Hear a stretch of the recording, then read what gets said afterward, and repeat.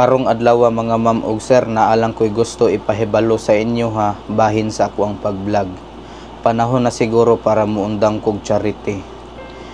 Naglibog jud ko mga ma'am ug sir ug asa na kumukuha og budget ani para itabang nako.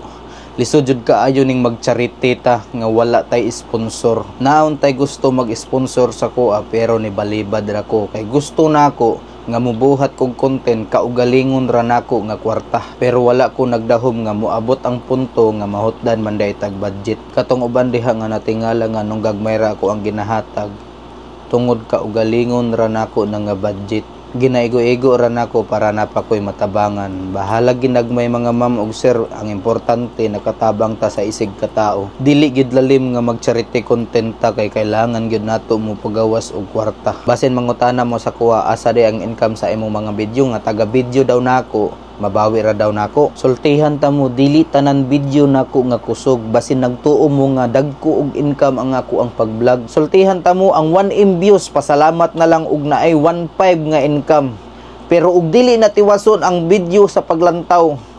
Sagaran mo pasok ana naa sa mga 1K taga 1M views. Maong dili jud kaayo dagko ang kita sa vlog. Mao nang uban diya nga content creator ni sideline na lang sila promote og sugal para makabawi sila sa ilahang gasto. Kay magsalig lang ka sa kita sa video, perti ra jud in taong gamaya. Mao nang uban diya nga nagpromote na lang jud sila sugal kay ang sugal perting dagkuang opera na sila ha. For example, sa sulod sa usa ka bulan maka-upload ta og 30 ka video. Ug wala tay viral mahurot jud ang ato ang budget ana. Sim ra gud na kung mutukod ka og negosyo, basta bag-o pa perti nimong kusuga. Moabot jud ang panahon nga mohinay ra kag pinakalit. Pero unsay mahitabo ana kay wala na may budget ikahatag sa trabahante. Syempre mo relax na pod ang negosyante. Pero lahi ko, mo relax lang ko sa akong pag-charity. Mupadayon gihapon ko. Unta suportahan gihapon ko ninyo mga ma'am ug sir sa ako ang bag-o nga content nga pagkabuhaton. Ug unsa nga ako ang gisugdan sa una kay nagsugod man ko sa una sa drama-drama. So mobalik ta sa drama-drama. Sigurado malingaw jud mo sa ako ang bag-o nga pagkabuhaton. Bahin kini siya sa kinabuhi sa pamilya karong panahon na. Unta atangan gihapon ninyo ni ang ako ang bag-o nga content. Suportahan unta gihapon ko ninyo kay goods kaayo ni siya kay naagi ni siya pagtulunan sa mga new generation karong panahon na. Una sa tanan mga ma'am og sir, naday ko ipalaila sa inyo ha nga mahimon na kung katandem sa ako ang vlog. So mao ni karon kay balo ko nga kaila mo aning bayhana. So kinsa man day ni wala nilain kundi si Madam Kimi. Hello mga langga, abang-abang mo sa among next video ha. Unta, padayon gyapon mo sa pagsuporta sa amo og mao lang to. Bye.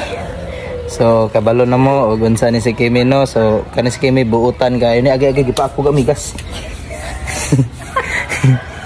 So karon ni anak ko karon diri sa balay nila Kimi. So nibisita ko karon diri kay kuha siyang gisabot daan ba nga kanang siya ako ang mahimong katandem og balik kay mobalik mi sa mga funny videos or drama ba diya basta basta bisag unsa nga content basta natay mapalipay nga tao. Kay balo ko nga daghan mingawon sa ko ang content sa ko ang mga pagtabang-tabang sa mga pobre. So unta masabtan ko ninyo mga ma'am og sir unsa unta man nga niabot man gyud ang point nga ako na pud ang nahubsan og budget sa ko ang mga paghatag-hatag.